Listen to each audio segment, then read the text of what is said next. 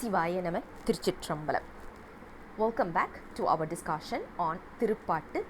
We are continuing our discussion in terms of the historical sequence is number 4, pun sequence is 64, and we are discussing the 9th verse. The 9th verse goes this way.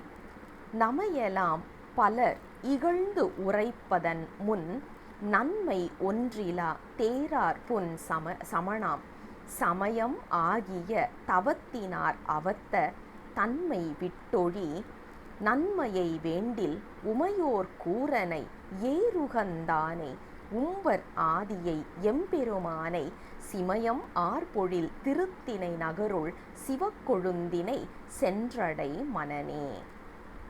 This is also in the same pattern as the earlier verse.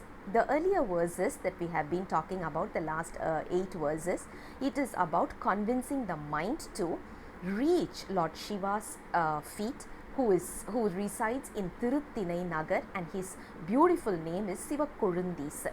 So this particular verse is also along with the same lines itself, but he is also talking about what we shouldn't be doing. There is a Saiva Siddhanta text called as Nenju Vidathudu, and in that these kind of verses are beautifully explained. If you have chance, please go through that. It's a worth it text to discuss about when we talk about the other concepts or other beliefs rather.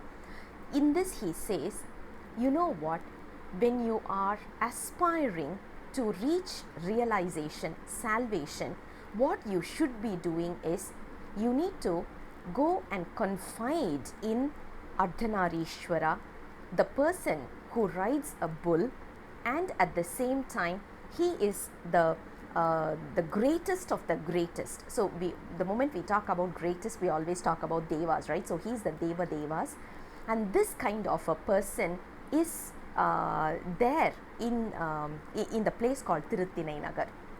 Now the next question is, okay, I know where I should be confiding in. Now where I should not be. So for that, the first 2 lines are coming in. The first 2 statements are talking about that. He says, you know what, there are certain religions that they were talking about compassion. There is one specific religion that was talking about compassion. Our upper Peruman, Tirunavukarasar, was attracted towards that, and he converted himself into that particular religion. And end of the day, what happened was, when he wanted to come back to Saivism, because that is his original place, right? So he wanted to come back, and the other guys literally tried to kill him, not 1 or 2 times. As if you look at it, according to the history, there were 4 times they tried to kill him. So you can imagine what kind of a compassion they are preaching. Obviously, they are not walking the talk.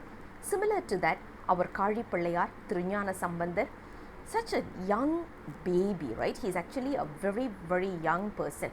And when a young boy is staying in a mutt, his mutt was, it was fired. If you look at it, the fire was kept to his mutt just in the intention of killing the small little boy.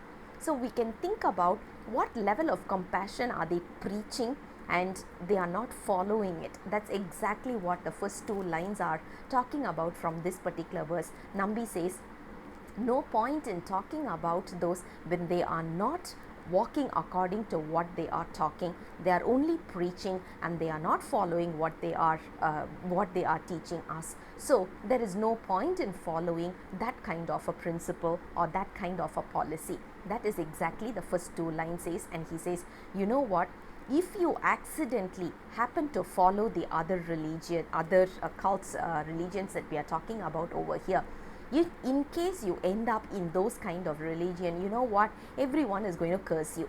Now the next question we will have is, who's going to curse us? Because if you look at it, all our relatives, I mean, when we get converted, we will just bring along all our relatives along with us, right?